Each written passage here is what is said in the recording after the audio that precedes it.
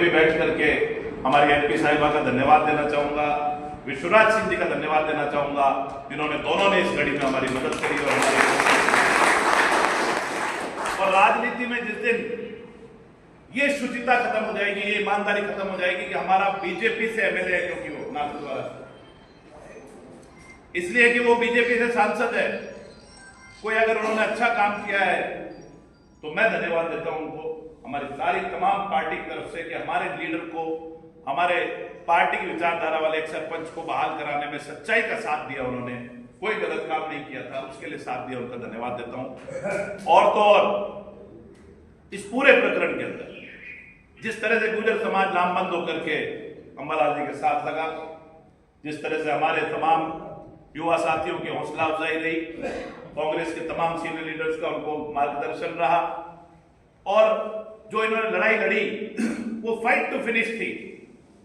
कोई सोच सकता है भारतीय जनता पार्टी का राज हो, नारायण सिंह जी सत्ता हाथ में हो, चौथी बार का विधायक है, कोई पहली बार के विधायक को पटक नहीं दी कि अंबालाल जी आपने जो धोबी पछाड़ मारा है ना, ये चौथी बार के एमएलए के धोबी पछाड़ मारा है, तो छोटी मोटी चीज। अब हरि सिंह जी की कमर की पसलियां टूट गई है इस पछाड़ की, अब नहीं करेंगे किसी सरपंच पे हाथ, बिना बात नहीं डालेंगे, और डाले तो जैसा हमारा नेता राहुल गांधी कह रहा है कि जो डरेगा वो मरेगा और डर के आगे जीत है, तो जो डरेगा नहीं वो जीतेगा, ये निश्चित तौर पे पता है। और आपने जो लड़ाई लड़ने में जो मेहनत करी, ताकत लगाई, 15 बार 10 बार जहां जाना था वहां गए, और राजनीति में कहा जाता है साम दाम दंड भेद, किसी भी तरीके से सफलता हासिल की जाए और किसी गलत चीज को नहीं करे बगैर अपनी बात को सही तरह से रखा कि भाई एमपी का फंड था, एमपी के फंड पे एमपी का नाम लिखा जाता है। अब हरि सिंह जी आपके अगर महिमा जी से अच्छे संबंध नहीं है तो उसका ये अंबालाल क्या थे भाई, वो संबंध भी क्या अंबालाल जी की जिम्मे है कि अच्छा बनाने का।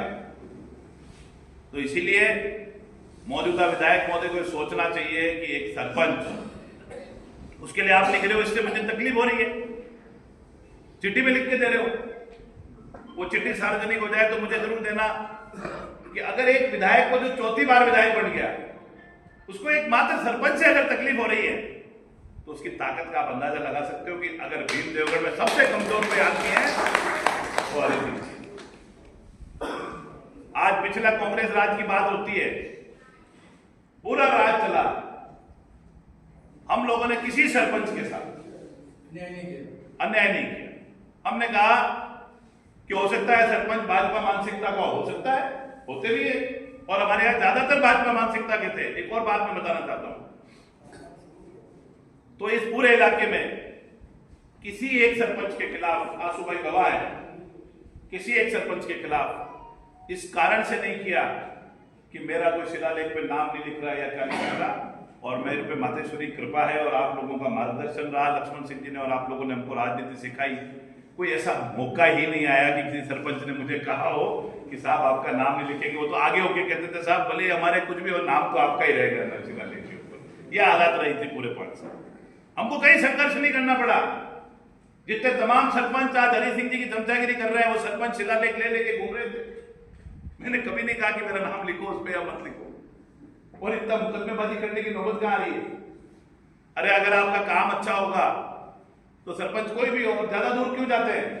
हरि सिंह जी का सगा भांजा जाके देखे हो काला दे के अंदर सारे शिलालेख मेरे लगे हुए, वो भी नहीं कर पाया हैसियत, क्योंकि मनी मन में जान जा भांजा रहे, वो भी जान गया इस बात को कि काम तो सुदर्शन सिंह ला रहा है, कैसे शिलालेख नहीं लिखेंगे।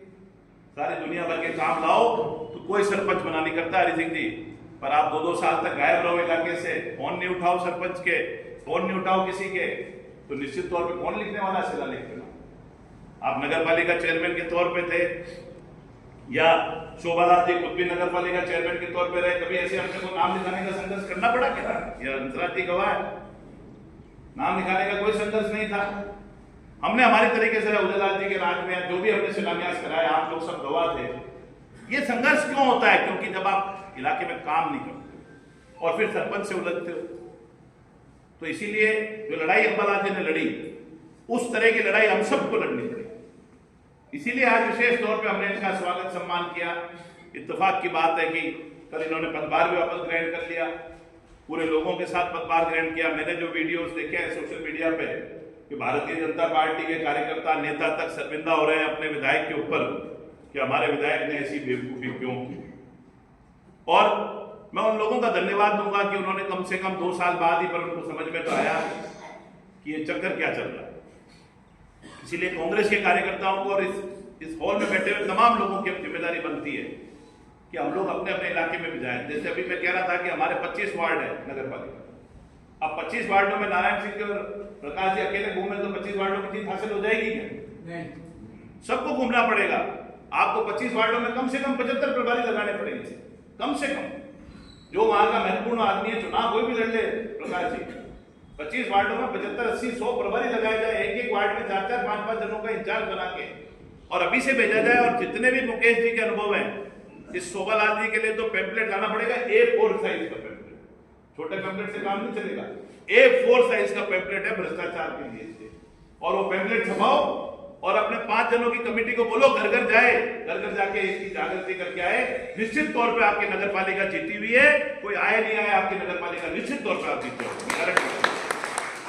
तब चुनाव रणनीति से लड़ना।